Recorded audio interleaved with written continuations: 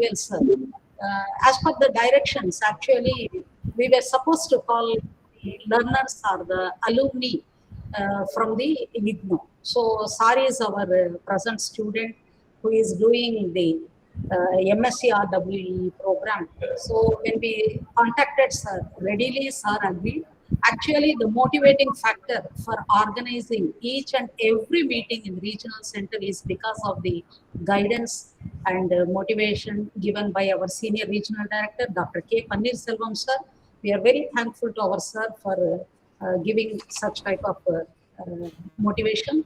I welcome RC Kolkata, RC Vatakara, Bangalore, Dr. Praveen Kumara sir, Dr. Binny Toms madam, and all other regional centers who all joined for this meeting.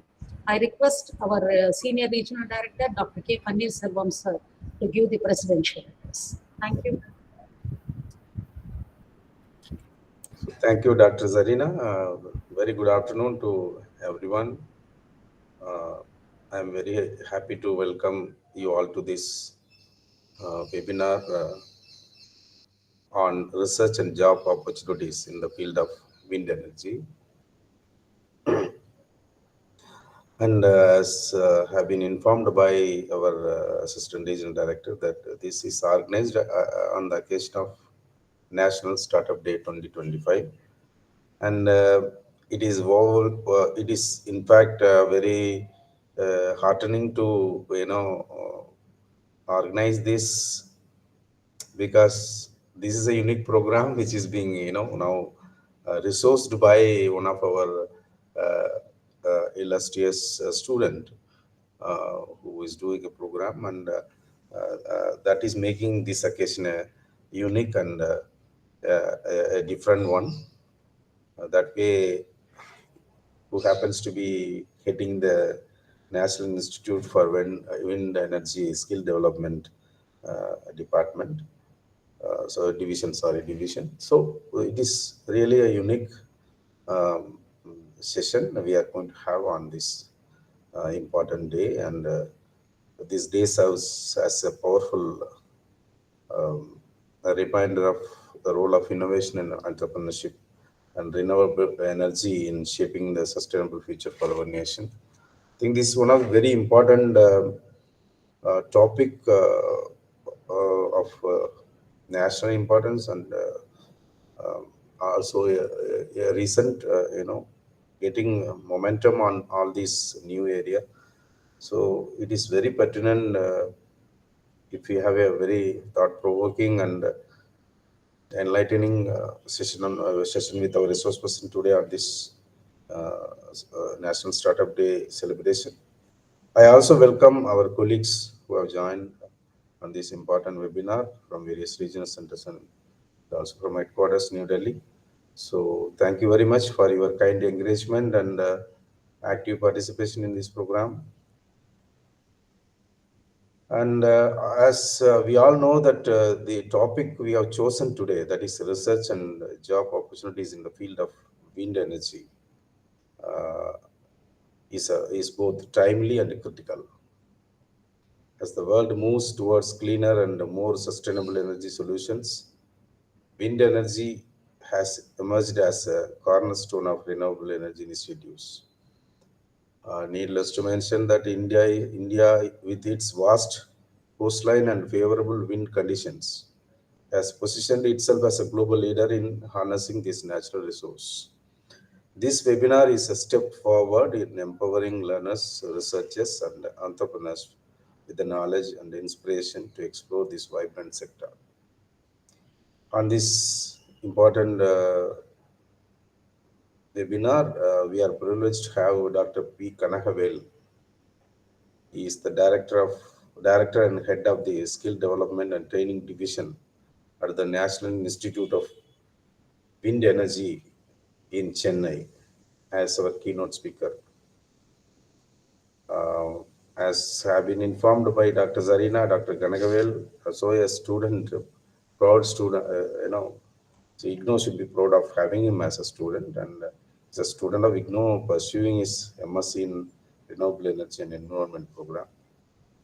So I wholeheartedly welcome you, sir, for this webinar, and we are eagerly waiting for your presentation on this, uh, the topic of national importance. Um, he's also an example, I can say, that he represents the spirit of lifelong learning and innovation. I think he is an example for that. His expertise and experience will undoubtedly shed light on the immense career potentials and research opportunities in the field of wind energy. I think I'm sure the students will be greatly benefited by his uh, presentation and the kind of dissemination he is going to have today in this webinar. Uh, to make a mention about his background, Dr. Kanagvel is having diverse educational background with basic degree in zoology, postgraduate in library and information science, diploma in IPR Geneva, diploma in wind energy Sweden, doctorate in library and information science, and diploma in renewable energy. Um, Having undertaken visits to various countries like China, Sweden, Norway, Denmark, Tanzania, Kenya, Ethiopia, and Japan. He's a very, even though he's young, but he's a very dynamic leader in the field of wind energy, particularly uh, he's heading the skill development and training division, which is the most crucial one and critical for the Department of Wind Energy. At IGNO, our commitment to promoting education and skill development aligns closely with principles of renewable energy and sustainability programs such as MSc in Renewable Energy and Environment, Masters in Sustainability Science, Masters in Environmental Studies, MSc Environmental Science, PG Diploma in Environmental Management Law, uh, PG Diploma in Environmental Law, Environmental and Occupational Health, Environmental and Sustainable Development, Certificate in Environmental Studies, that will all equip students with tools to addressing the pressing global challenges and contribute meaningfully to the society. This webinar is not just an academic exercise, it is a call to action. Whether you are a student looking to explore a new career paths, a researcher delving into innovative solutions, or an entrepreneur aspiring to make an impact, the field of wind energy offers unparalleled opportunities. I encourage each one of the students participating in this program to make most of this occasion and ask questions, engage actively, and take away insights that can inspire your journey in the renewable energy sector, irrespective of the discipline to which you are belong to. Together, let us envision a future where India leads the world in sustainable energy, creating not just a greener planet but also a thriving economy. Before I conclude, I would once again like to thank Dr. Kanagvel for his valuable time and expertise. And I also thank the organizing team at RC Chennai for making this event possible. My gratitude to all who are participating in this program once again. Finally, let us work collectively to harness the power of wind energy and innovation to build a better tomorrow. Thank you very much for your kind patience in listening to my opening remarks. Now I will hand over the session to Dr. Zarina. You may kindly carry forward. Thank you. Thank you, sir. I request Dr. Kanagavel, sir, to present the keynote address. Please. Yeah, good evening to all of you, respected regional director, the organizing team, the valued participants of this webinar, all of you, warm greetings from my side and National Institute of Wind Energy.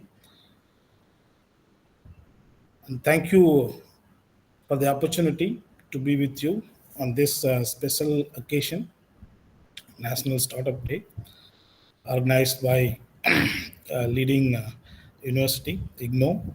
I'm really very happy and proud to be part of this program, the webinar. And I'm really very happy in the way that we normally get to meet the core engineer who are working in wind energy and the ministry official.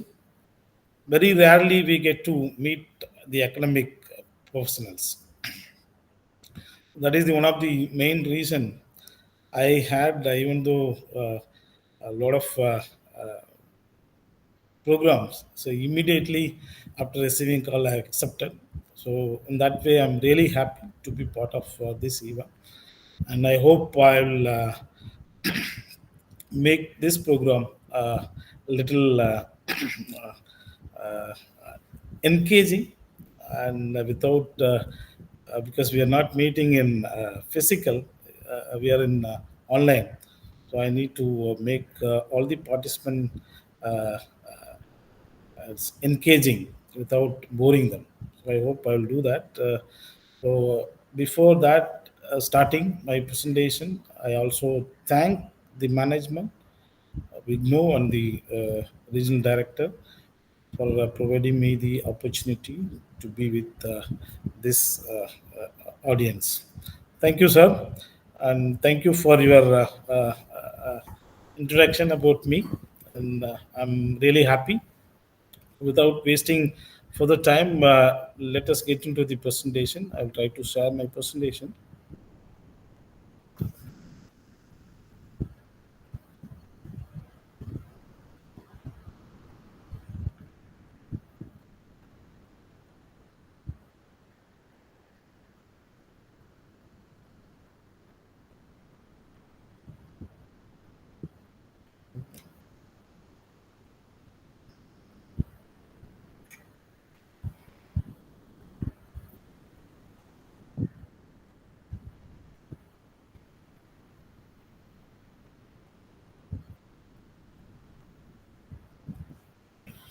So hope my slide is visible. Yes, sir. I'm audible. My voice is okay, madam? Yes, sir. Okay. So let us get into the presentation. I have structured my presentation such a way that it gives you a small background about energy and its status, and then how the energy production from the fossil fuel is impacting the environment, why we are going into renewable energy sources, and particularly wind energy technology. The before getting into the research and job opportunity, it's very important to know little about the technology. So I'll cover the technology, then we'll move on to the research and job opportunities in wind energy. So that's how I've structured my presentation. Now I would like to inform you the audience is that you can make the session as interactive. So wherever you need any kind of clarification or doubt, you can stop me anywhere. So I'll be very happy to address.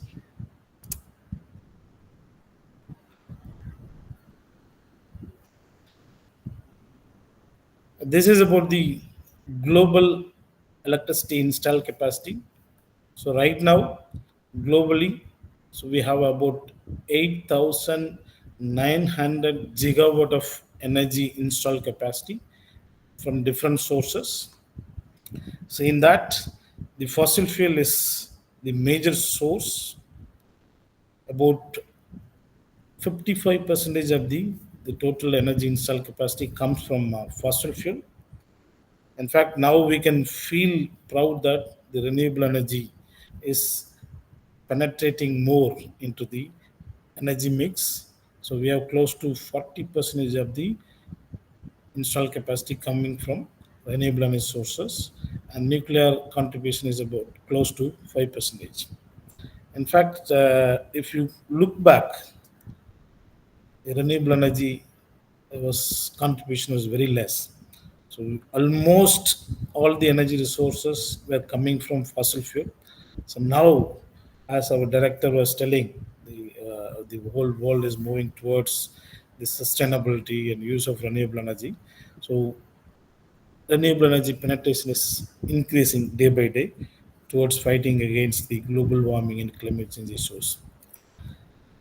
Among renewable energy, if you see, large hydro is contributing in a big way, about 36 percentage. Next to hydro, solar, close to 31 percentage of contribution out of this 40. Then about 27 percentage other renewable sources. So this is the global electricity mix. Coming to India, so this is about the Indian energy status. So we are also at par with the world, having large amount of contribution coming from fossil fuels. So about 53 percentage of the energy installed capacity is coming from fossil fuels. Sir, your slide is not moving, sir. Not moving. Okay. So now is there, sir? Indian. You are in the same slide, first slide only. Now? It's not gone. No, sir, it is not. We can make an entry to next slide. Yes, now we got. I'll just go back and come, sir.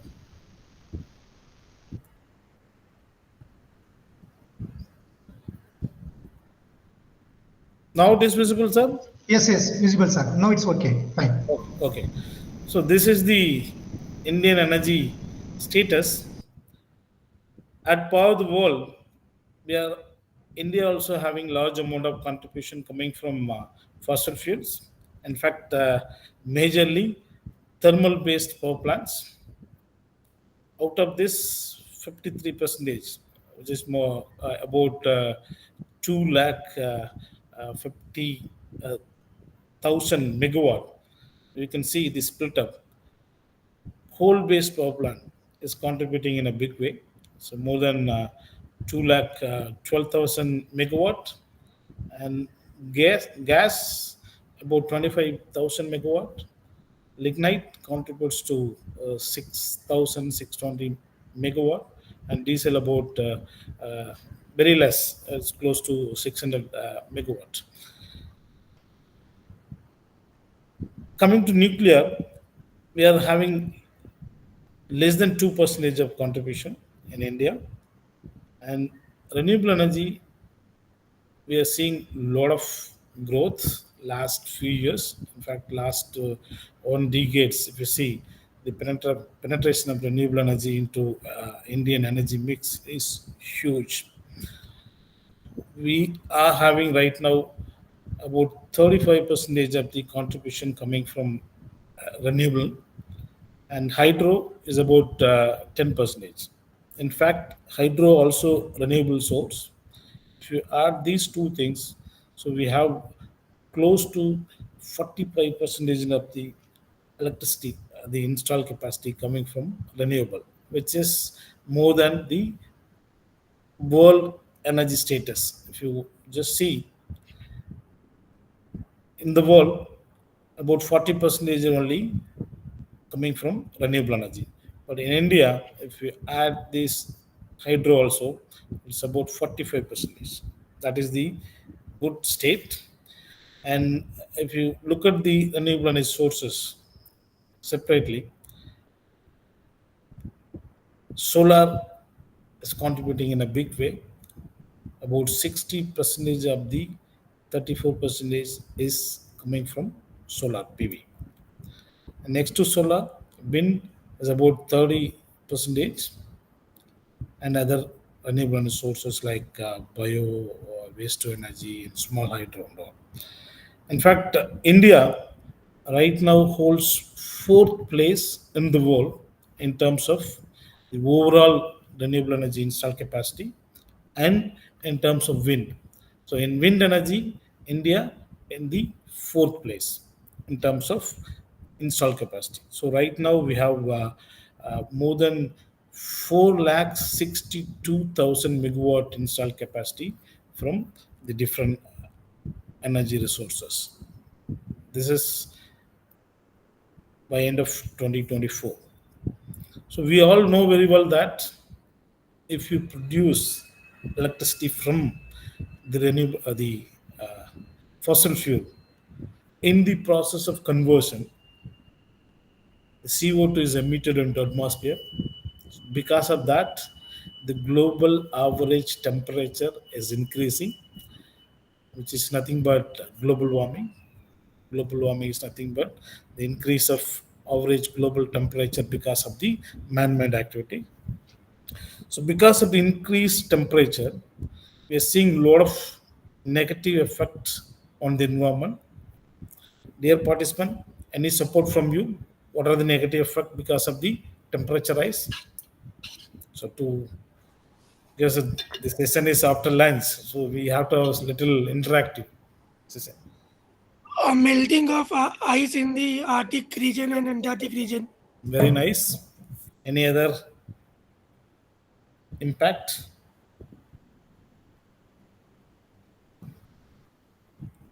Any other participant? No problem. So these are the impact because of the temperature rise. The direct impact is, as he was telling, ice glaciers melting. So we know very well that in a year we have different seasons like winter, summer, and so on. During winter, normally because of the less temperature, low temperature, the ice glaciers get formed. During summer, because of the increased temperature, it will melt. That is the normal process. But now what happened? Because of the energy production from the fossil fuel and so many other reasons, major cause is energy production from fossil fuel. Because of that, the temperature is keep rising. Those days, we used to see temperature rise only during the summer, but now it is keep rising all the time. So because of that, the ice glaciers started melting on continuous basis. The continuous melting of ice glaciers, what will happen? Any support from the participant? Sorry, excuse me, sir. Slide is not moving, sir. Okay. So you are in second slide, sir. Still low, sorry. You are in second slide. Now, sir? No, sir, not yet moved, sir. 1 second.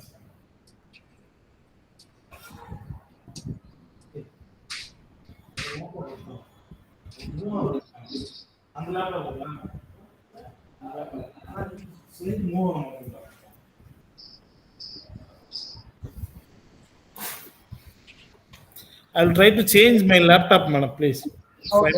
Oh, sure. Yeah.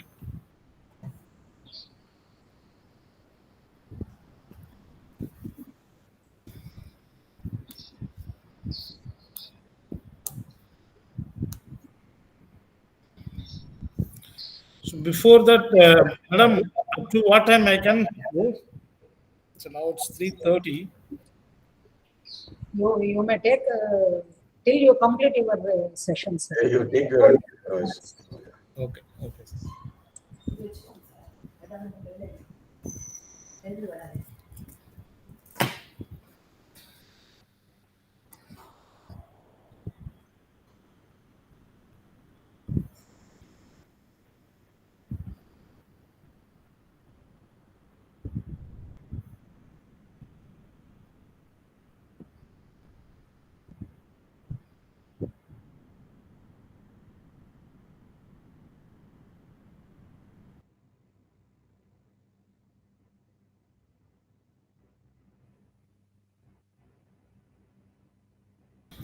Slide move ஆகலாம். இந்த mouse use பண்ணுறீங்களா sir? Mouse கூட கொடுக்கணும் நம்ம சரி அந்த நம்ம இதெல்லாம் ஸ்க்ரோல் இதாகுங்களா சார்?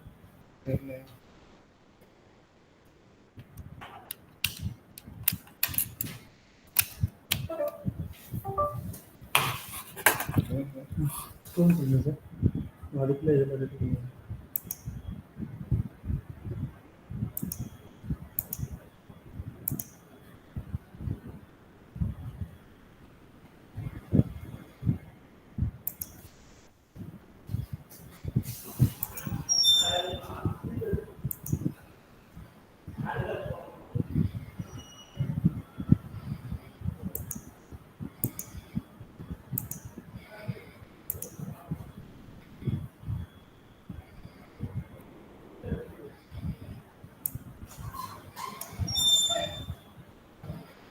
தம்பி என் லேப்டாப் எடுத்து வச்சுருப்பா, என்னப்பா பிரச்சனை? எடுத்துட்டு விட்டாங்க.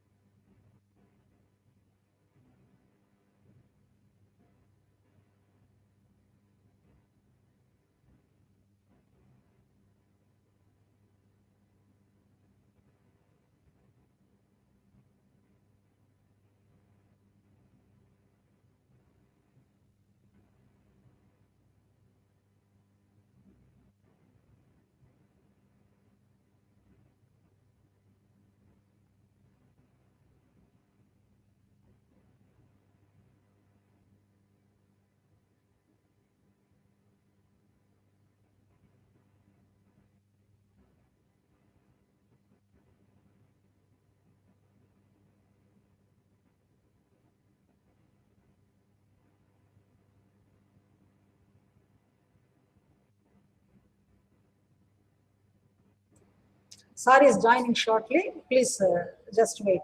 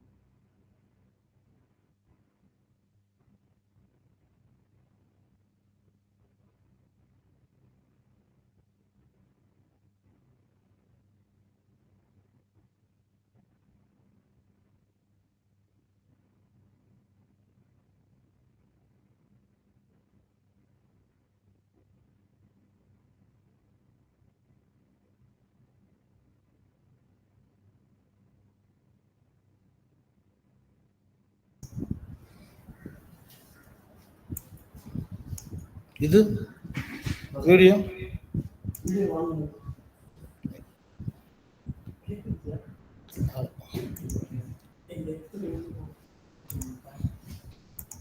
hello sir. Sir, you are very much audible, sir. Please continue, sir. Oh, I'm really very sorry madam. No problem, sir. Please continue. Please Technical. continue.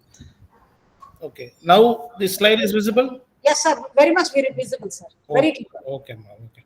Okay. So this, I hope, You are not visible, sir. You are not visible. Slide is very clear.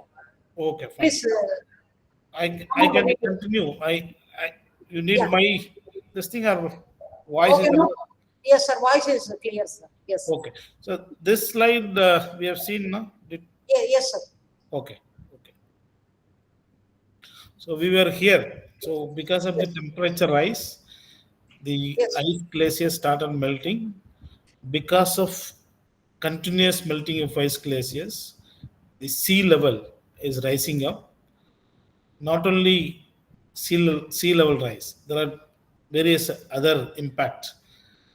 In fact, the biodiversity issues, which is very big impact. So we will not discuss. That's a very big story. And apart from the sea level rise and biodiversity issue, in fact, the ice glaciers are the perennial source water in the river. For example, India, you take northern part of India, we have Himalayan hills. A lot of rivers are originating from there. If the ice glacier is not there, there will not be water in those rivers. The sea level rise is another very big problem. You see, we all know very well that 1/3 of the earth, the globe, is full of water. A lot of cities are close to the ocean. Sea level rises up, there will be a big problem. Like, in fact, 2 years before, United Nations have come up with a big threatening report saying that because of the sea level rise, a lot of cities are under threat. In fact, in India itself, about 17 cities are under threat. Right now, in fact, we are in Chennai. I hope all the participants would have visited Chennai. If you come to Chennai and search for a tourist place, the top one will be Marina Beach. A very beautiful beach, which is second longest beach in the world. It also has a threat. Many people who have already seen the Marina Beach, maybe we would have informed our kith and kins and kids. Beautiful beach, all those things. The report says the future generation, the same level of temperature rise, we are not stopping. The sea level rises, we are not stopping. We are not doing anything against that. The future generation has to read in history. There was a city called Chennai. It had a very beautiful beach of Marina. So now it is not there, went into ocean because of this reason on this particular year. These kind of extreme event will happen. We are not doing anything. And you see the impact on the climate because of the temperature rise. Every year, you see the summer. Every summer, normally the newspaper people used to record and report. Last few years, you see those report. Every year they say this year the temperature has gone up to this much, which was not at all there for last 30 years, 40 years. So those kind of extreme changes are happening. Not only summer, you see the winter also. Last few years, lot of changes. It is not normal. Many places it is going beyond minus. So these kind of changes we are seeing because of the temperature rise. And you see the impact on our own health. Nowadays, the scientists are coming up with new viruses which are going to be very, very dangerous for our health. Last 10 years, if you see the record, we came across chikungunya. Once chikungunya comes, 1 month, people have to suffer. Even many people die. After that, swine flu. After swine flu, Ebola, then Zika, last 2-3 years, very deeply suffering because of the COVID-19. All these viruses, the scientific people say this is because of the rise in temperature.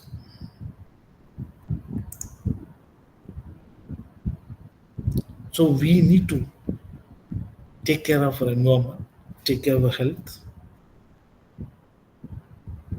For that only, people started moving for alternate energy sources. The energy production from the fossil fuel is impacting the environment because in the process of conversion, CO2 emission happens, which leads to the temperature rise. So not only energy production from fossil fuel, there are many other reasons, but the major cause is energy production from fossil fuel.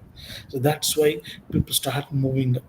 The reason for going for alternate energy sources is to have a clean environment. These are the factors for which we are going for alternate sources. So you see now everywhere pollution, air pollution, water pollution, so many. In fact, we love our own kith and kins. If you want to give a better future for our own future generation, we need to act now and stop all these things. So we need to, it is our responsibility to give a clean environment for our own future generation. And now you see, energy has become very, very important aspect of life. Without electricity, it's very difficult to lead life. Even for 5 minutes, non-availability of electricity is going to give you a lot of discomfort. For example, you see, the olden days, we used our own physical energy to do anything. Later on, we started taking help of animal to take care of our activities. After some time, after realizing the intellectual, we started coming up with a lot of innovation. We started coming up with machineries, equipments, which has completely replaced our activities. Those days, when we used our own physical energy to do anything, now everything replaced with kind of equipment or machineries. Even small activities, we have equipment. For example, you go to any room, each and every corner of the room, there will be switches. So you have to design according to your desire. You have to switch on particular switch. Things will happen automatically. So all these machineries, equipment, how it works with the help of some kind of fuel, majorly electricity, like what we eat for our own energy. So we need to have electricity. So because of this, the demand has increased. We need to have a continuous energy production. Continuous power supply is very, very essential. And nowadays, you see, each and every country is, sorry, they're coming with a lot of targets. They're saying, I'm going to be the super country, I'm going to build this thing, that thing. For all these things, electricity is very, very essential. So we need to identify a source which is going to be perennial source, where we can produce continuously electricity. And if you produce electricity from those sources, there should not be any kind of greenhouse gas emission, which leads to the temperature rise. That source should be available everywhere, so we can go for decentralization, we can go for rural island electrification, by which the socio-economic development happens. So that these are the factors, these are the objectives moving towards alternate energy sources. So in that journey, we came to know that there are plenty of natural resources like solar, wind, hydro, biomass, geothermal, wave, tidal energy. The last one, OTEC, ocean thermal energy conversion. So if you produce electricity from these renewable energy sources, we can definitely take care of all these problems. If you produce electricity from renewable energy sources, we can definitely go for clean environment because there is no pollution in the process of conversion. And the renewable energy sources, we have huge potential which can definitely lead to continuous power supply. For example, you take solar. The one day solar radiation coming from the sun, if we capture and convert into electricity, that is more than enough to electrify the complete world for one full year. Can you imagine? That much power is there. Similarly, wind, we have huge potential. The world wind energy potential is 72 terawatt, which is more than 4 times of the current world electricity demand. And we have huge potential from biomass and other sources, so we can definitely take care of all our development priorities. If you produce electricity from renewable energy sources, there is no greenhouse emission. These resources are available everywhere, so we can very well go for decentralization. We can definitely go for rural island electrification, which is very, very possible. And because of that, the socio-economic development will happen. So because of that only, now globally, almost more than 100 countries are started deploying renewable energy sources for its power production. And right now, globally, we have about 3,870 gigawatt of energy installed capacity from renewable energy alone. In that, large hydro is the major share, and next to hydro, solar, having very good installed capacity. Next to solar, we have wind. In wind, we can go for onshore, land-based wind, and offshore also, and other renewable energy sources. So we have huge installed capacity already, and we have huge potential available. So this is about Indian renewable energy potential. So as I told you, sun is the mother of almost all the energy resources available, which has huge potential. So we can harvest more than 30 megawatt in a square kilometer. Huge potential. You see, a lot of lands are available. We start tapping the solar energy that can alone electrify our country, not only our country, the whole world electricity can be met from solar alone. That much of potential is there. Next to solar, we have huge potential from wind. So these are the estimated potential at different heights.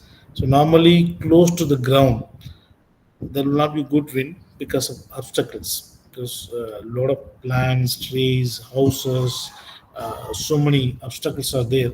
So we have to go above the ground so that the obstacles free, a very good wind comes, we can harvest. So that's why we measure wind at different heights. So the estimated potential at different heights are shown here. At 50-meter height, the estimated potential is close to 50,000 megawatt. At 80-meter height, the estimated potential is more than 1 lakh megawatt. At 100-meter height, about 3 lakh megawatt. At 120-meter height, close to 7 lakh megawatt.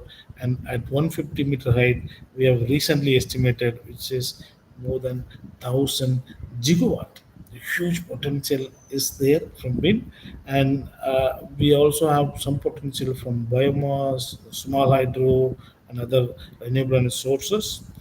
And these are the installed capacity. And if you look at the bottom, these sources like water, geothermal, tidal, and wave, even though we have assessed some potential, till now we have not commercially exploited various reasons. The major factor is not having advanced technology and also not having the trained skilled manpower. So any sector to take forward, we need to have a trained skilled manpower to operate and all other aspects. So right now in India, we have more than 162,000 megawatt installed from different renewable energy sources like solar, wind, small hydro, bio, including large hydro. We have more than 2 lakh megawatt installed capacity as on December 2024. The kind of development priorities we have in our hand, it is expected that the electricity consumption is going to be doubled between 2015 to 2050. If you look at this graph, in 2015, our electricity consumption was around 20,000 terawatts hour. It is expected that by 2050, by we may need about 40,000 terawatt hour to meet our development priorities. So how we are going to manage? So we have already seen if you produce electricity from the fossil fuel, it is going to damage the environment. So we need to go with alternate energy sources and particularly renewable energy sources. The prediction says renewable is going to contribute in a big way in our future energy demand, and among renewable, wind and solar is going to be the biggest source to meet our electricity consumption. To mitigate the global warming, climate change issues, the whole world is moving towards energy transition. So we are seeing the green energy transition from the fossil fuel to green energy. Every country started coming up with target, and in fact, many countries have already come up with the target in different years. Like for example, you see European countries like German, they have already come up with the target by the year 2030. They want to go for 100% renewable energy utilization. Already they started shutting down their thermal, nuclear, and power plant, increasing the share of renewable. Similarly, countries like Sweden, Canada, they have target for 2040. Same way, India also come up with a target. In fact, 6 7 years before, Government of India has come up with a target for the year 2022. The target was 175 gigawatt from renewable energy sources, and that 100 gigawatt they were aiming from solar, 60 gigawatt from wind, 10 from biomass, 5 from small hydro, and we could able to achieve about 126 gigawatt from different sources. But now the present government has come up with a new target. In fact, our Prime Minister Modi ji has announced the COP26 Glasgow meeting. India will go for 500 gigawatt of energy from 2030 from non-fossil fuel resources, including hydrogen. So in that, solar they have target for 280 gigawatt, and from wind 140 gigawatt they're aiming. So these are the install capacity right now. So from wind about 48 gigawatt already installed. So we need to go for another 90 gigawatt to achieve the target by the 2020 2030. In solar, we are close to 100 gigawatt. So remaining 180 gigawatt has to be achieved be another 6 7 years. So if you try to achieve this, a lot of green collar jobs are going to be opened, and a lot of money flow are going to happen in this sector. So this through this, the government of India is planning 2070. We would like to go for net zero emission actually. So this is the, in fact, if you look at the damages what are happening because of the energy production from fossil fuel, that is one side. The other side, we are really fortunate people to have all these facilities. Even now, at this point of time, lot of people are not having access to electricity. It's very really pathetic. Many countries, particularly the developing countries, if you happen to see their report and if you happen to visit there, you can see only cities they have access to electricity. Beyond city, they do not have. Even now, there are countries, there are people, they do not know what is electricity. That kind of places are also there in the world. But we lavishly waste power. There are two things we need to do. We need to see, if you look back all these years, the fossil fuels were contributing for a major amount of electricity. Maybe coming years, around 2050, we have to come to a position where we completely reduce electricity production from the fossil fuel and increase the production from renewable resources.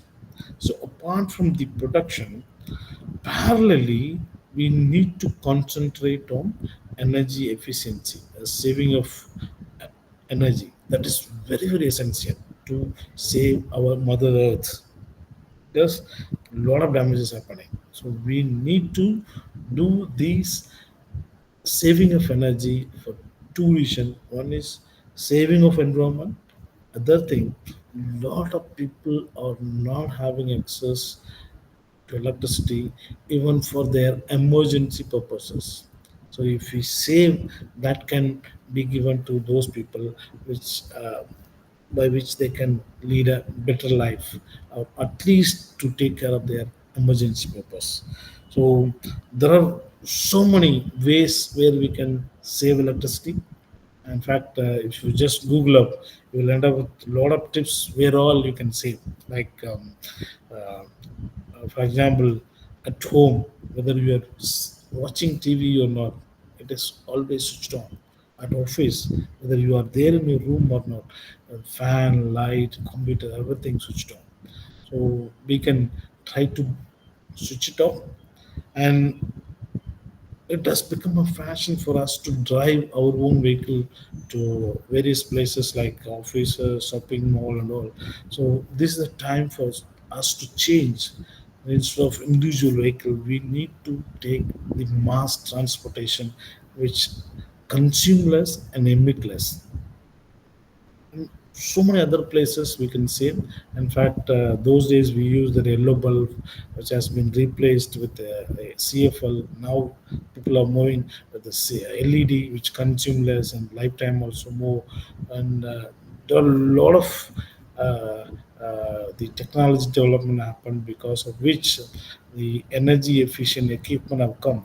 In fact, in India, we have a Bureau of Energy Efficiency. They are coming up with a lot of schemes promoting energy efficiency.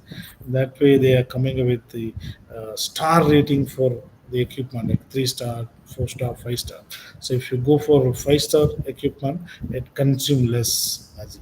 So by this way, we can save electricity and start using energy efficient equipment, which will be very, very needed ever. By using this online forum, I request all of you, please try to save electricity and start using energy efficient equipment, which is very, very needed ever, which is going to be very useful for our own future generation to lead a better life. So with this a small background, let us move on to the wind energy. So wind energy, it has been globally recognized as one of the environment friendly and green energy sources. And in fact, if you, it's one of the fastest growing energy resource. If you see all the energy resources, now it is dipping actually. You can see but wind alone, since from 2000, it's picking up and going in a upward direction. Following wind, from 2010 onwards, solar also is picking up. So these are the fastest growing energy resources. And if you see wind, there's a good technology, mature technology available to convert wind into electricity. And wind is freely available, no need of paying for the fuel, like coal-based power plant. You have to mine the coal, or you have to import from other country, which needs to be transported. All these things are not needed. The wind is available everywhere, which can be converted into electricity. It is available free of cost. And already I told you the potential, a huge potential. World wind energy potential is 72 terawatt, which is more than 4 times of the current world electricity demand, which means wind alone can electrify the world. That much of potential is there. The Indian potential also I was telling you. So we have huge potential. At 120-meter height, we have close to 7 lakh megawatt. At 150-meter height, we have above ground level, we have more than 1,100 gigawatt. Huge potential is there. So we can definitely take care of for all our electricity demand. And wind is nothing but air in motion, which is created because of the differential heating by the sun on the surface of the earth. If you look at this movie, during daytime, because of the sunshine, land easily gets warmed up than the water body. The water body takes some time to heat it up. So this side, because of sunshine, land is warmed up, which is low pressure. This side we have a high pressure. So we know very well that high pressure will always move towards low pressure. So that's how wind is created. Night, it is quite opposite, because land easily gets cooled down than the water body. Water body retains heat for some time. So that pressure difference creates the wind. That is the local wind. So globally, if you see, we have a lot of differences in terms of pressure, temperature, humidity. And so because of that, the global wind happens. And wind is not at all new to us. Many years before, we started harvesting wind for various purposes, like sailing boats, grinding grain, pumping water. And then now with the modern technological development, we could be able to come up with a wind turbine which convert wind into electricity. So the wind conversion is very simple. The wind has a kinetic energy because it's moving. So kinetic energy available in the wind is converted into mechanical energy by using a blade, the turbine. Then the mechanical energy is converted into electrical energy by using the generator, which you all know very well. So very simple, the kinetic energy is converted into mechanical energy by using the turbine. And if you see the energy efficiency, so conversion from kinetic to mechanical, maximum what you can convert, even though you have well designed wind turbine, the maximum energy what you can convert is about 59%. But the mechanical to electrical, you know very well, the efficiency is more than 90% is possible.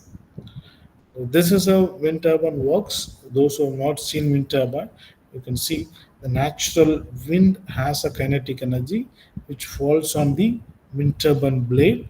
The blade is designed aeronatically, because of which more lip force is taken place. Because of that, it rotates. From the blade, we have a low speed shaft to connect to gearbox to step up the speed. From the gearbox, there is a high speed shaft to connect to generator. That's where electricity is produced, which goes to the consumer via electricity grid. So this is how wind turbine works. Basically, there are two design of wind turbine. This one is vertical axis wind turbine. This is a horizontal axis wind turbine. So we normally use generally horizontal axis wind turbine are used for the commercial purposes because it has some advantage. So basically, these are the technologies used in wind turbine. We have a fixed speed wind turbine, variable speed wind turbine, and geared wind turbine and gearless wind turbine. Nowadays, the modern wind turbine comes without gear, uh, uh, and we have based on the axis horizontal, vertical axis, and horizontal axis. And we have wind turbine installed in the land, which is called onshore. And if you install wind turbine in the sea, it's offshore. There's a upwind turbine and downwind turbine. The blade faces the in front of wind, which is called upwind turbine. Wind comes back up the blade, which is called downwind turbine. Both technologies are available, but majorly upwind turbines are being used. And you can see wind turbine with various number of blades, like single blade wind turbine, two blade, three blade wind turbine, and multi blade wind turbine. The single blade wind turbine has to rotate very fast to achieve its efficiency. If you compare with two blade, the single blade wind turbine efficiency is 10% less, and two blade, if you compare with three blade, the efficiency is 5% less. And also, because of the imbalance, this kind of impact will come. This we call it as tethering effect, which will affect the components inside, because of which we move onto three blade. In fact, three blade is the well balanced structure and ideal for electricity production. So that's why you can see everywhere three blade wind turbine are being used largely. And you could have seen multi blade also. The multi blade is used only in the water pumping windmill, not for the electricity production. In fact, you see, because why? Because we are going to lift some force. We need more torque. When we need more torque, we can go for multi-blade wind turbine. For electricity production, we don't need that much of torque, so three blade is ideal and well balanced structure. So this is multi-blade is used only for water pumping. That's why you see we are not going for electricity generation. That's why we call it as windmill. This is called wind turbine when we go for power generation. I'm just quickly going. So these are the components of wind turbine. In fact, we have more than 8,000 components in wind turbine, but these are the major components. In fact, this is called rotor, which will have a blade, and this is called hub, which connects the three blade, and this is called drivetrain, which will have shaft, brake, gearbox, generator, and some other components. And this is a tower and foundation. Foundation, tower, and top of the tower will have this drivetrain. So that will be covered with an enclosure, which is called a nacelle, which houses all the equipment and safeguard from the natural the calamity, because it's installed in open area. This just to show you closure. Blade connected with the hub. From the blade, there is a low speed shaft to connect to gearbox to step up the speed. And in between, we have a mechanical brake. We also have a aerodynamic brake. And from the gearbox, we have a high speed shaft to connect to generator. So nowadays, the modern wind turbine comes without gear also. the direct drive wind turbine and generator. There are so many controllers are being used, like oil cool controller, temperature controller, so many controller, and a lot of sensors are also being used. Like this yellow one, what you are seeing, is called anemometer, which measure the wind speed, and this red one is called windman, which shows the direction of the wind. So like that, so many sensors are there. So as I told you, more than 8,000 components are there, and this is how the wind turbine are being installed. You see, first we need to select a site which having very good wind, because we cannot install wind turbine wherever you want, because you are spending a lot of money. So in India right now, 1 megawatt of wind turbine is going to cost you about 7 crore. It's a huge money you are investing. So for to get back the money, so you need to take care of some factors. Otherwise, all your investment will go waste. Actually, wind turbine is very good business. It is economically viable project. But still, you need to see some factor. First and foremost thing is the wind. So you have to select a site where very good wind is there for at least for some time, like 6 months. In India, the windy season is April to September. So those, because of the southwest monsoon, we have April to September, very good wind. That is the windy season. In some places, even northeast wind also gives some good. That is moderate wind, low wind region. The selection of site is, we have some process like wind resource assessment we used to call. So that is very important. So we need to study a wind parameter for a minimum period of 1 year by establishing wind monitoring station we call metmast. So we erect metmast with some sensor, which I was telling you, the windman for direction. The yellow one is called anemometer, which shows the measure the wind speed. So these are the two important sensors used to measure wind parameter, by which we calculate and say any given location is having enough wind to install wind turbine or not.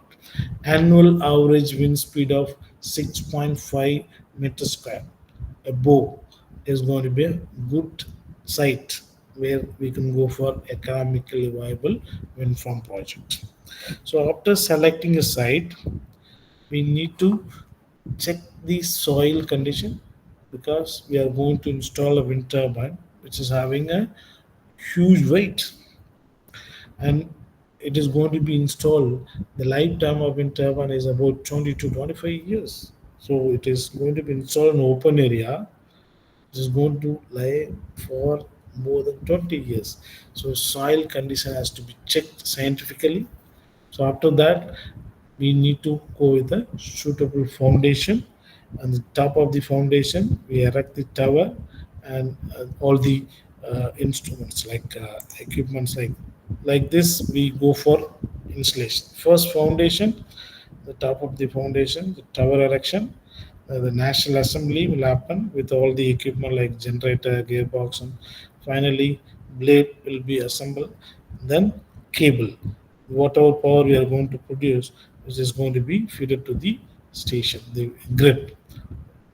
So this is how wind turbine are being installed. If you install more than one wind turbine, we used to call wind farm. Nowadays, we have very good technology, advanced technology are being used in wind turbine. Sitting from this laptop, I can monitor a wind turbine wherever I want a wind turbine. I may own a wind turbine in America or Australia.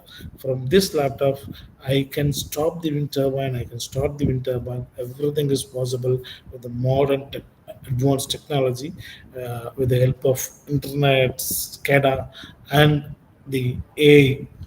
All the latest technology being used for monitoring wind turbine. In fact, this is the first wind turbine installed in India during 1980s.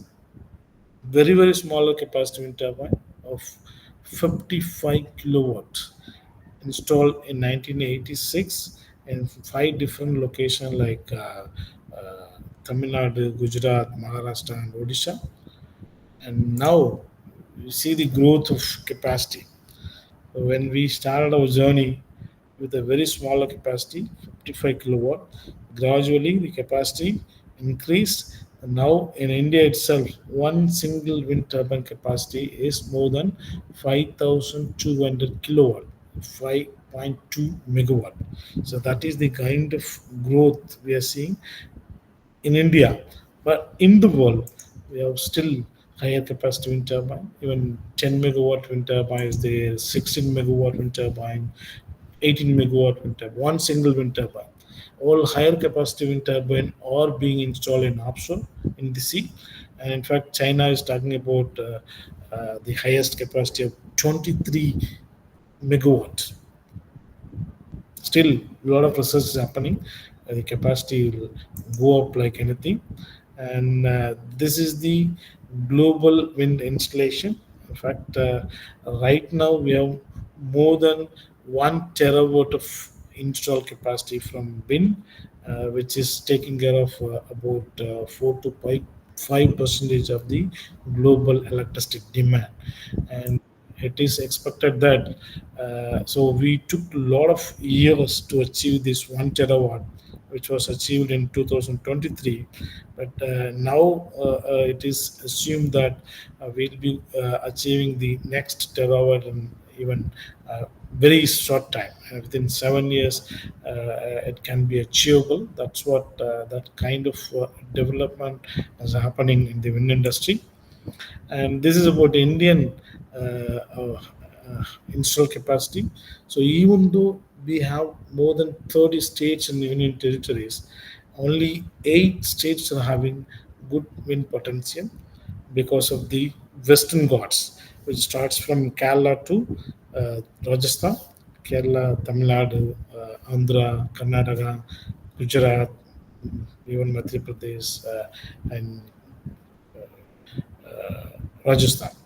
So, because of the Western Ghats, we are getting very good wind because we have a lot of mountain passes on the Western Ghats, which gives good wind because of the tunnel effect. We say that's why these states are having good potential. So these are the install capacity.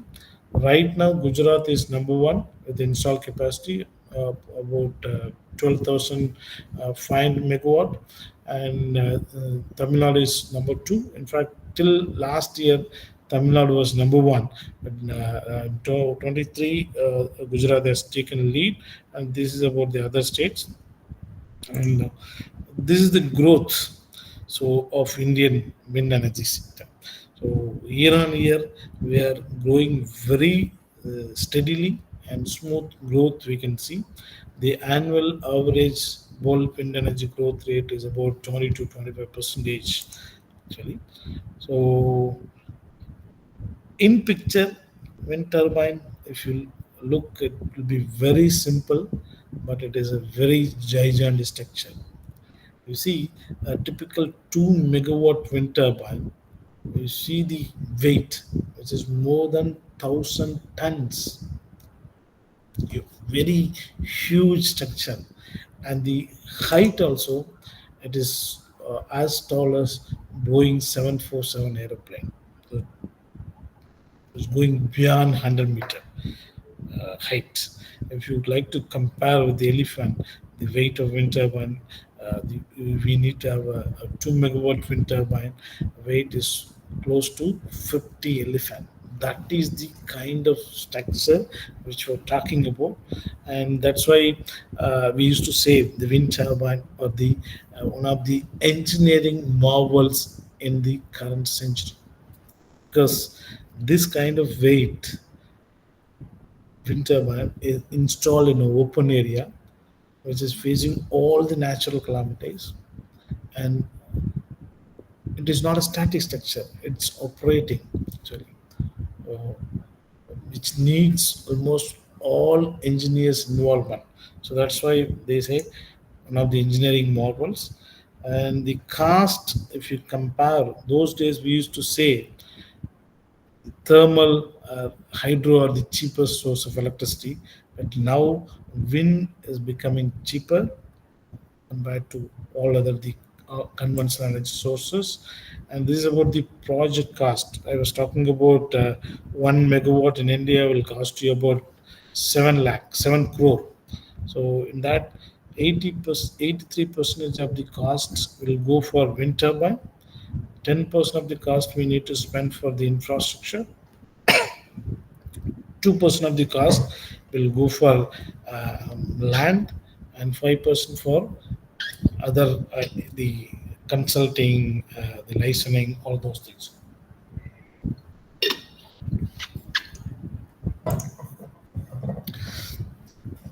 So we in India itself, there are about 30 years of wind journey, 3 decades of wind experience.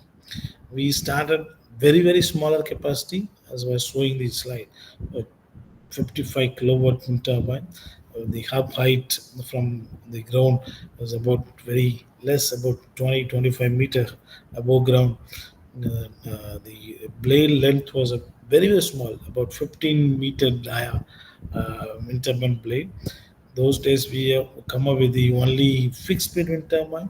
So now variable speed wind turbine is the gearless technology has come. We have come up with a lot of changes in the blade to tap more power and reduce the weight and all. So these are the some of the changes happen in the wind industry. In fact, if you look at the indigenization level, right now about 70 to 80% of the components are being manufactured in India itself. That is the indigenous level. In the 1980s, we simply imported from other country. Now about 80% of the components are being manufactured in India. We have about 20 large wind turbine manufacturers who are manufacturing the wind turbine in India. Almost all global players are having manufacturing base in India.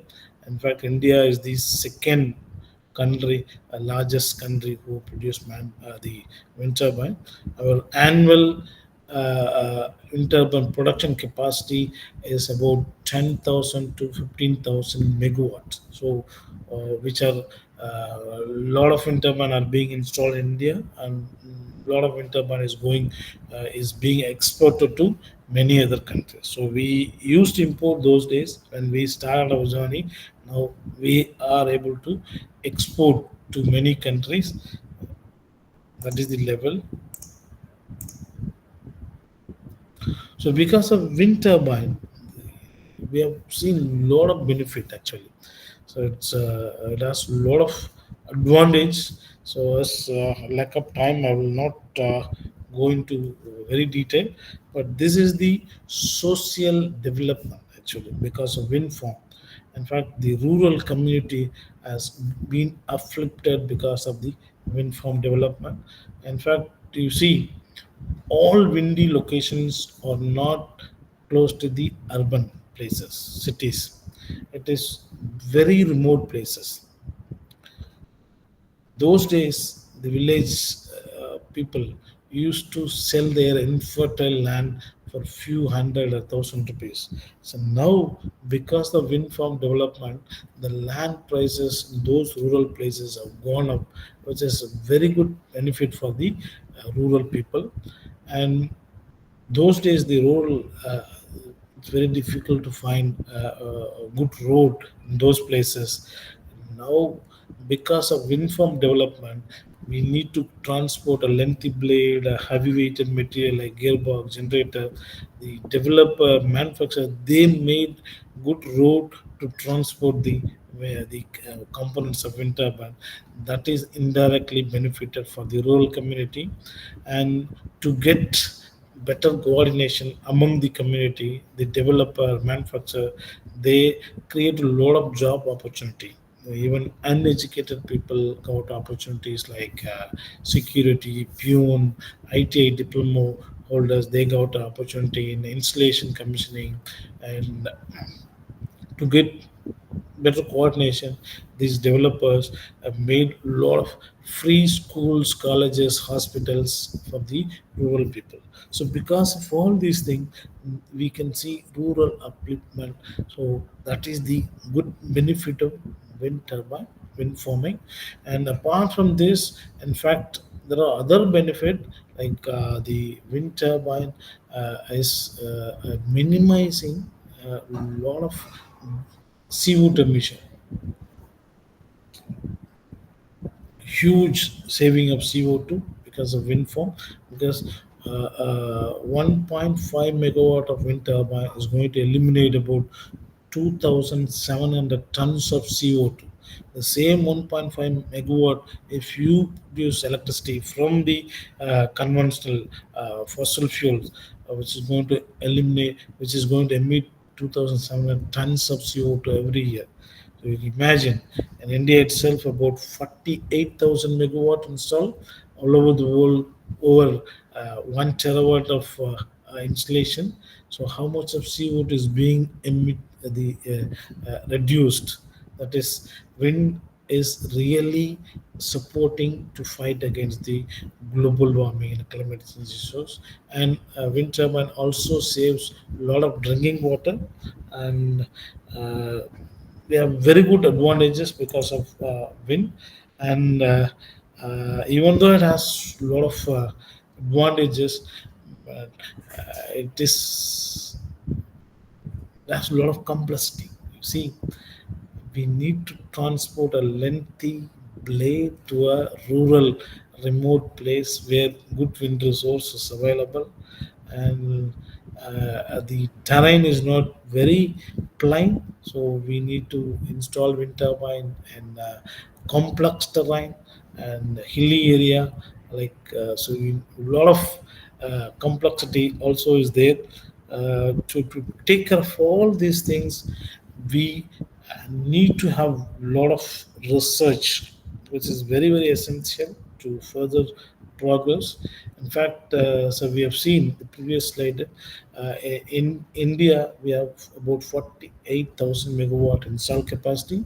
So we started our journey in 1980s. So we have about 3 decades of wind experience, but still we have a lot of challenges to take care.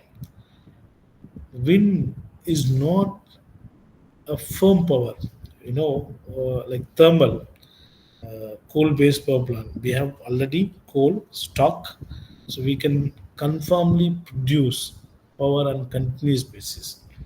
But wind is natural process. Whenever wind is available, we can convert into electricity. So it is inform in nature. So because of informity, a lot of changes in the grid. The grid integration will have a lot of issues. So that is one of the biggest challenge which we need to face. Already we have addressed so many, but still a lot of challenges are available. And the indigenization is another challenge. The wind turbine manufacturer, they are even though they have a factory in India to produce wind turbine, but the core license is with abroad. So indigenous level already I told you about 70 to 80%. But still, that is another challenge. And already we have 48,000 megawatt install capacity. So all high wind area we have already filled up with wind turbine. So now what is available is low wind area. So we need to come up with a good design of wind turbine which can work better in low wind regime. And the forecasting is another very, very important aspect. In fact, because of variable nature, the wind, as it is not available all the time, forecasting is very, very essential, which will support to the electricity board. The load dispatch people, we used to say, they are the people to supply the electricity to all other places. So forecasting is very challenge, which is going to be very useful as we are talking about the smart energy system. So we need to have storage. Without storage, it's very difficult to go with smart energy system coupled with renewable energy sources. And offshore, installing wind turbine in the sea has a lot of challenges, and human resource is going to be another. The trained, skilled manpower is going to be another challenges, which we'll discuss. So to take care of all these challenges, the research is very, very essential to improve the efficiency, to reduce the cost. Research is essential. So in industry, these are the area where we can explore to do research to increase the efficiency and reduce the cost actually. So the main areas of research in wind, already I told you, the first and foremost is wind resource. So we need to identify a windy site where we can install wind turbine to produce power. And then whatever we produce, which has to be connected to the grid to evacuate, distribute the power to needed places. Because of it informed in nature, there are a lot of challenges in interconnecting to the grid, and how we are going to digitalize the wind turbine with the grid and all of those things. And the challenges, the research area can be hybrid system. So we can combine wind with the solar, wind with the diesel, and some other opportunities there. The hybridization is going to be better solution, which will support for the smart energy system, so that we can do a lot of research on that. And the advanced design in blade and other components. And there are a lot of difficulties in installation because all the windy locations are very remote place. The components has to be taken from a city to remote places. Nowadays, the technology is advanced, and the capacity increasing, and the component size also, weight as well as the size also increased. The transportation become very challenging. For example, nowadays one single wind turbine length is about more than 50 meter. For higher capacity, it will go up even 100 meter also. So that 100-meter length blade, how we are going to safely transport from city to the site, whether Indian road will take care of that. So in that, what kind of research we can do. And now everybody is going for offshore, because as our regional director was talking in his introductory remark, we have been blessed with a lot of coastline. India has more than 6,500 kilometer coastline. It's a lot of opportunities there for installing wind turbine in the sea, offshore wind turbine, so which needs a lot of the research. So these are the areas we can go for research. And in nutshell, if you want to say, the wind turbine system, we can do research and design and its sizing, modeling and simulation, and economic studies, research and control system to optimize, and energy management system, storage and application. So these are the areas we can look at research, particularly thrust area. If you look at the blade design, that is the main component which convert the wind into electricity. So it convert the wind, the kinetic energy into mechanical energy. Then we are converting into electrical energy. So we can do a lot of research in terms of material and design to maximize the conversion efficiency and all those things. Then generator, we can do a lot of research. lot of power electronic system are being used, and hybrid system, energy storage, and condition monitoring like IoT, AI, how we can use Internet of Things or artificial intelligence and control monitoring system to prevent the failures, predictive maintenance, all those things, and also the wind resource assessment, how effectively we can calculate the availability of wind resource and how much power can be produced, the forecasting.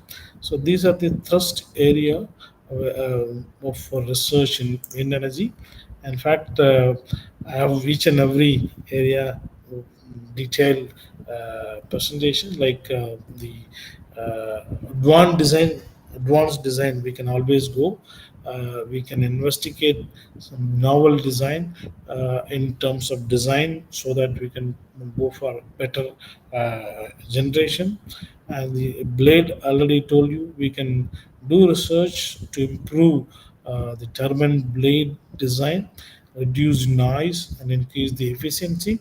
So we can do research to come up with the advanced material and manufacturing technique so that we can reduce the cost and efficiency.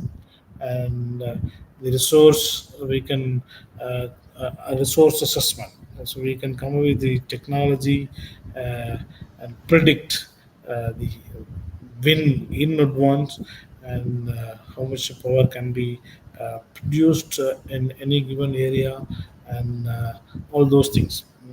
And another thing, optimization of the land. So if you want to install a 100 megawatt wind turbine, so you may, based on the capacity, you may go with the number of wind turbine. So for example, 2 megawatt wind turbine, you are planning for 100 megawatt. So 50 wind turbine you need to install. So those 50 wind turbine, where exactly you are going to place so that you can get better generation. Already it is available, technologies are being used, but still there is a scope for improving. And there's a area where we can do research on wake effect and wind farm interaction. So investigating the interaction between the turbine and the effect of wax on wind farm performance. And the control system. So wind is not static; it's very dynamic actually. Now it may come from east, suddenly changes direction to west or south. So similarly, the wind speed also is not. Uh, it varies at time. So now the speed may be 5 meter per second. After some time, it may be 10 meter per second. Sometimes it may go beyond 20 meter also. Sometimes it will be zero. So we need to use a lot of the controlling system. So we can do a lot of research. The same way I already told you, the grid integration, as it is informed nature. So we have a lot of issues on integrating the grid integration. So we can, and we can use IoT, AI technology for data analysis and to improve the production, maintenance, operation, all those things. There are plenty of opportunities available. And as we discussed, hybrid system is going to be a better option because where there is no grid, the remote places, taking grid from mainland to island is a very difficult task and expensive, time consuming. Those kind of places we can go for hybrid system. So hybrid system is going to be a good solution for those kind of remote area or island. So we can do better research with different sources like going with wind and solar, wind and diesel, wind and hydrogen, and lot of opportunities are available to go with the hybrid. So we can do research, energy storage, and grid integration for smart energy system. condition monitoring already discussed. So we are using a huge structure. We need to have a condition monitoring system because the from the ground the tower height is more than 100 meter, and top of the 100 meter we fix all the components like generator, gearbox, so many controllers. We need to monitor and know the we can predict this particular component how long it will work, so when it will get failure, so that we need to replace, we have to keep it ready, all those so that we can avoid the downtime of the generation. So all these things, these opportunities there. Offshore is another very big area because the ecosystem is completely different from onshore to offshore. Uh, Lot of challenges like in terms of uh, corrosion. We need to use different material, and the water depth. We need to go for better foundation, and installation itself very challenging. Going see. Sir, can we start interaction, sir? Yes. So, I request the participants, please come online and have interaction with the resource person. please. So, any question till now or any uh, clarification you need, please, you can feel free. So, I'll be happy.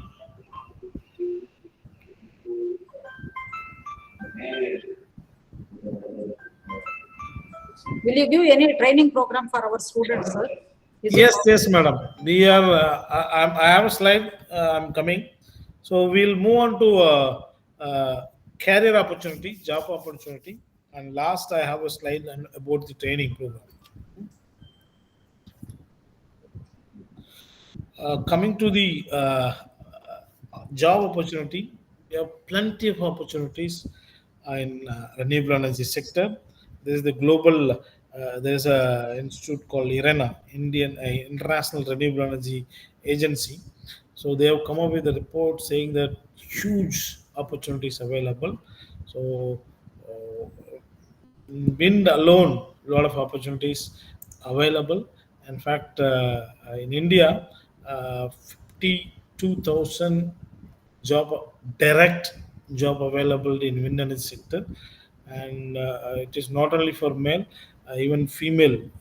Already about 32% of the renewable energy job is handled by women also, and point 0.05 million jobs are wind industry, Indian wind industry, with the current potential and install capacity. If you try to achieve the target what we have in with us, and if you use the maximum resource what we have, definitely the job opportunity is going to be huge. In fact, there was a study done by California University. According to them, compared to the conventional power plant, the wind sector has a lot of job opportunities. So huge opportunities available because wind is highly interdisciplinary subject. It is multidisciplinary subject. So we need almost all engineer for wind energy. To make a blade, we need aeronautical engineer. A lot of mechanical component is there. A lot of electrical component is there. So we need electrical mechanical engineer. A lot of controlling system. So control engineer and the electronic people. For foundation and tower, we need civil and structural engineer. For material, we need chemical engineer, and to study the wind resource, we need physics, atmospheric people to manufacture, transport, sell, all those. Say every one of us needed for wind energy sector, and different areas like doing R&D, manufacturing, assembly, testing, sales and planning, transportation, installation of wind turbine, maintenance. We need the people for different areas.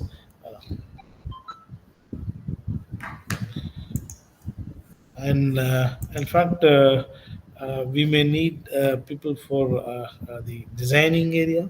Like we may need manpower, trained manpower for installation, commissioning areas. We may find a job opportunities in operation maintenance area.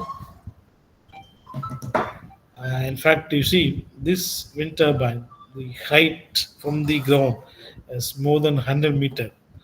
You see how people are working. It's very really fascinating to work in wind turbine. The above 100 meter height, people are happily walking and walking, and even helicopter also will go on in offshore higher capacity wind turbine. Helipad also is there. Uh, as it is related to environment, we also need environmental engineers to support a wind sector. In nutshell, we have job opportunities in all these areas. Academic people for doing research, designing, R&D, and we need people to project monitoring, project proposal development. We need manufacturing of different components of wind turbine, and we need people for installation, commissioning, operation maintenance. We need people for financing, marketing. So almost every one of us are having opportunities in wind sector. This is the top 10 countries which are having the wind jobs. China, as it has huge install capacity, has a lot of opportunities. States, and Germany, Brazil, and India. Uh, we may need people for project development, about 30% of the people, for operation maintenance, about 25% of people, marketing and manufacturing, about 25% people. And this is the share of different jobs in wind power projects. So about 27% of people we need for blade alone, for designing, manufacturing, transportation of blade, and the servicing, about 21% of the people. And for installation of wind turbine, we need about 11% of the people. For tower making alone, about 8% of the people. So these are the different component-wise job opportunities. In fact, Madam, as we were talking about, Nive is one of the uh, institute of its kind in India, perhaps Asian countries, developing countries. So we have a huge responsibility in disseminating the right information to the right user. So we do a lot of activities, including research, resource assessment, testing, certification. Apart from that, it's our duty to create, produce a trained, skilled manpower. So we do a lot of training program now for national as well as international community. So till now, we have conducted about 48 international training, wherein more than 1,000 people trained from more than 100 countries. National level, we have conducted more than 60 training and trained over 2,000 participants. And we are also doing a skill development program. We have targeted about 5,000 participants, and by end of this March, we want to train 5,010 participants, and we are also doing a training for trainers program. Skill the because we are the only people in India. Anyway, we need a lot of trainers to achieve the target of Government of India by 2030. So we are also doing trainers program, and so almost all the states we have professionals have been trained by us, and globally more than 100 countries participant came to our institute and got professional training. So almost all continents we have uh, Nivet training alumni. This is the training profile. I think with this, I stop here. If you have any questions, please feel free. Be happy to clarify your doubts, not only related to this presentation. If you need any other clarification in terms of wind, uh, the technology and project development, so I'll be happy to answer. Any questions or clarifications from the participants? Welcome, sir. Please come forward. Madam, Senior Regional Director, Binny Toms, madam. Please come online, madam. Hello, hello. Yes, sir.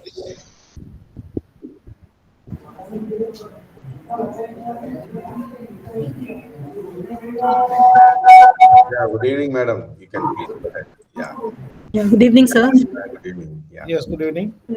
Greetings to Paneer Selvam, sir, and all the colleagues there Thank you, madam. in Chennai, and all the other participants from other regional centers. Uh, this is Binny Toms from Bhopal.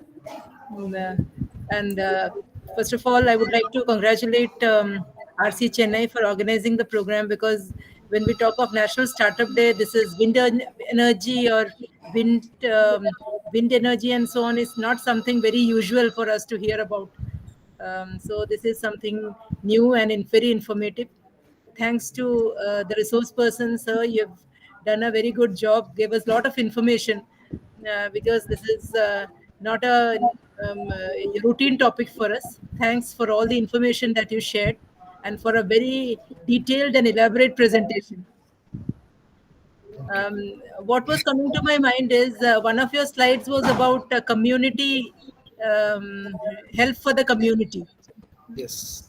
So I was just thinking that in IGNOU we all have adopted villages. So we have a project called the Unnat Bharat Abhiyan, under which most of our regional centers have adopted 3 to 4 villages, and we do certain work there. So Okay. I was just wondering if the National Institute of Energy does some kind of collaboration with IGNOU, and if we can do some work in the adopted villages for the betterment of the village. Definitely we can do, madam, because Only, the renewable energy park can be developed. Even small wind turbine can be put up in the rooftop, the domestic power demand, even a hybrid system. Ministry is also giving a subsidy for that. But we can, under this scheme, we can even go with 100% funding from our ministry to support. so if you can just tell us how to go about it, maybe you can start with RC Chennai itself, and maybe 1 or 2 other regional centers can be included. Then we can see how it works. If the model works well, maybe those adopted villages can be really, they can improve, or some change we can see there. What do you say, Paneer Selvam, sir? I think Yeah, yeah, I think absolutely. I think the point what you are saying is very, you know, relevant for the scheme we are having under the UBA. yes, Uh, Definitely, yes, yes. Maybe to start with, in our own humble way, we can go for creating a kind of awareness among the community in the yes, adapted villages about what are the type of opportunities available for them within yes. the limited budget given to us now. Before 31st March, now we may have to spend that. So we can have tailor-made programs at the village level to create awareness among the general public about the government schemes and the various opportunities, both in employment and also in the research. So the students can be a target, or the general public can be a target, or whoever is having the interest in the field can be a target for it. I think definitely yes. I think that is very appreciable. You are, I think you have touched upon a very valid and very. I think that is a. I think that will have a national effect. I think the Yes, that is what I feel. yeah, At least to begin with, as you rightly said, sir, we can begin with awareness program only. The yeah. first step can be awareness. I think what And then, Madam Binny Toms is saying is having a national level impact. I think that is the most important thing. It is not only in Chennai or in some yes, other state. And I think definitely yes, yes. Very good, madam. I think It's a very good point you have raised. Yes. Thank you, sir. Thank you, madam. Thank you. Thank you so much.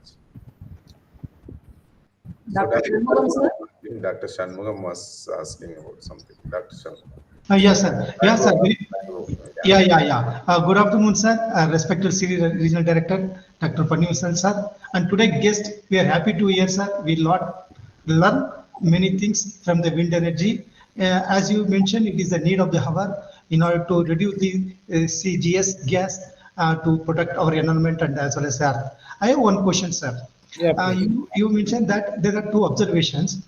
With respect to the country China, which implemented this wind energy as per your slide, histogram slide, they are reached very much. But in our country, we are implementing a large extent. What is the limitation factor in India, apart from the cost and the power of training personnel? What is the limiting factor, sir?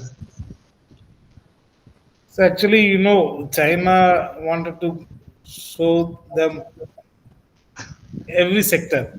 Yes, yes, sir. That way, they are going at a faster rate. Yeah, But it's not that India is not doing. We are also going very steady growth is seeing in wind sector. Not only wind, the whole renewable energy. Uh, we have target will definitely achieve. So the, that country is completely different. The, I think what Dr. Shanmugam is saying is a very valid point. From your presentation, we could see, you have told us about Gujarat is the top state in the whole country. yes, sir, right now, yeah. And when you have shown us the manufacturing industries in the field, so I could see only one or two.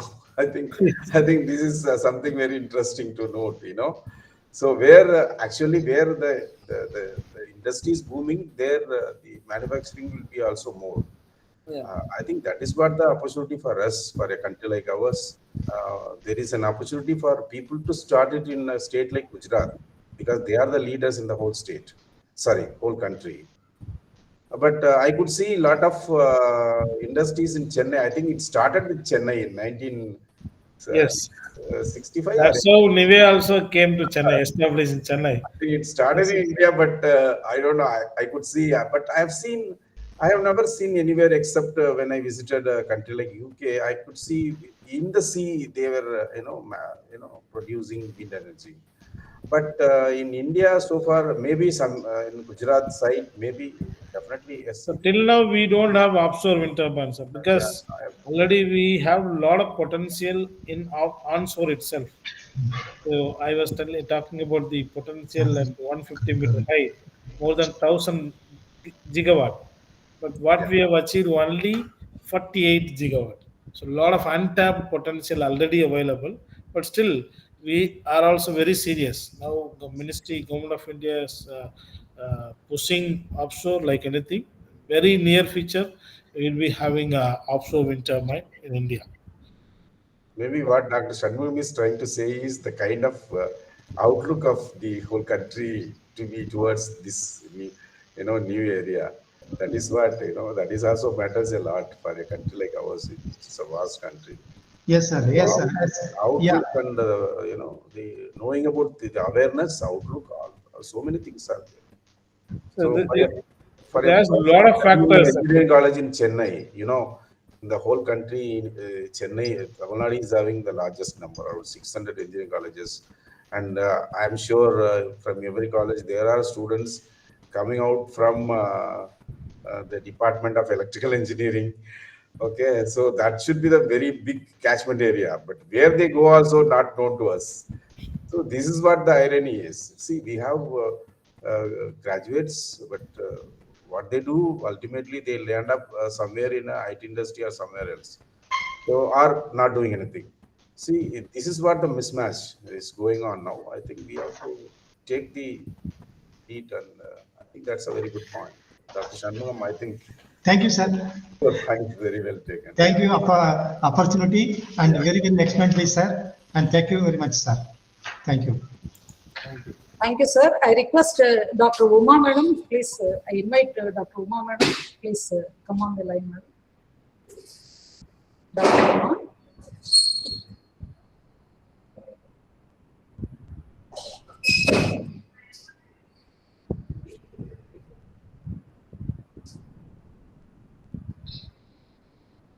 Okay, madam is not coming. Okay. I invite from RC Delhi to the officials from RC Delhi to RC Kolkata.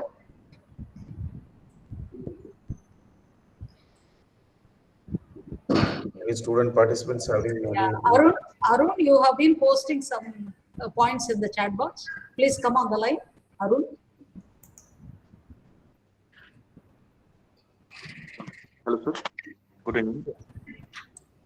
Yes, Arun, please. Okay, Sonu Kumar, you have any question?